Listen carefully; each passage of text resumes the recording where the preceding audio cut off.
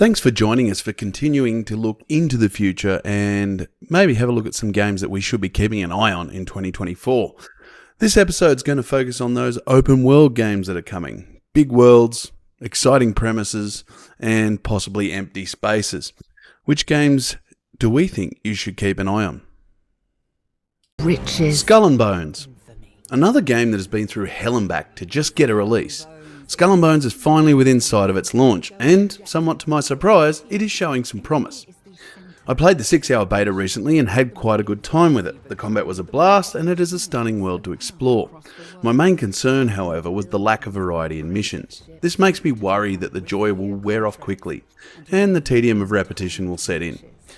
I also have concerns about the Season Pass and monetization, but to be fair, that is always a concern in this type of game. All that said, the base of the game is super solid, and if Ubi can address those concerns, they should have themselves a surprise hit when Skull and Bones finally sets sail. Flintlock, The Siege of Dawn. Flintlock, The Siege of Dawn is another game that is trending towards being a Souls-like, but has recognised that it is also okay to have difficulty levels, for those that aren't necessarily up to the challenge most games in the genre offer. That is fine by me, and if the combat feels as good as it looks in the trailer, I think it'll be fine by everyone who decides to dive in. Flintlock also promises a detailed open world to explore, and a mix of melee and range combat that puts me in the mind of the blaster stance from Jedi Survivor. In all, I love the fact that games are expanding on the formula set down by From Software, and taking it in their own direction. Flintlock seems to be doing exactly that, and I can't wait to jump in when it hits our systems in Q3 this year. Star Wars Outlaws.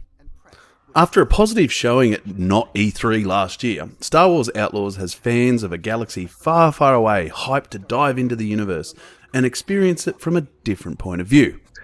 Instead of taking control of a powerful Jedi, players will step into the role of Kay Vess, a thoroughly shady type who makes a living smuggling on the fringes of the galaxy. For me, a long-time Star Wars fan, this has me more excited than anything else that is coming to the franchise. We've done Jedi, bounty hunters and Mandalorians to death. It is time to go back to the Han Solo types, and Outlaws aims to do exactly that. Add to this a range of planets to explore and what will hopefully be an engaging tale, and I'm sold. It may just turn out to be Far Cry Star Wars in a lot of ways, but you know what? I'm happy with that, as long as I feel immersed in the glory that is Star Wars. An option. Nightingale. Developed by a group of ex-BioWare devs, Nightingale is bringing those well-honed RPG sensibilities to an open-world survival title. The game promises both solo and co-op play and gives the goal of surviving, thriving, and killing in various fantasy realms by building and crafting your way to safety. Frankly, the game looks stunning and has an almost steampunk aesthetic that really lends a unique feel to proceedings. The developers behind it are all super talented, so Nightingale really has a lot going for it. The worry that I have is the same one I have for all survival games. Will the crafting and resource collecting be enjoyable or just feel like a chore? Only time will tell on that score, but hopefully the devs find that perfect balance between entertainment and busy work when the game drops in late Feb. Rise of the Ronin. It makes sense that Team Ninja would be the ones to follow From Software's Elden Ring into the open world.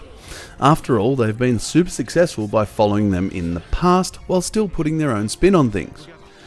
That looks set to continue with Rise of the Ronin, which instead of a wild, dark fantasy realm, will be based in feudal Japan, a setting Team Ninja clearly has a soft spot for. Players can expect punishing combat, challenging boss fights, and a stunning open world to explore. I don't know how this new open world will hold up when compared to Elden Ring, but Team Ninja has a great track record, so there is no reason to think that Rise of the Ronin will be anything but a great game. It just probably won't be a game for everyone. Thank you for joining us for another episode of What to Watch Out For in 2024. Head over to player2.net.au to see the written version of this article, and while you're there, why not check out our reviews, previews, opinion pieces, podcasts, and anything else we decide to put up there. Like and subscribe the video down below, and if you liked what you saw, make sure you check out the video in the top left corner.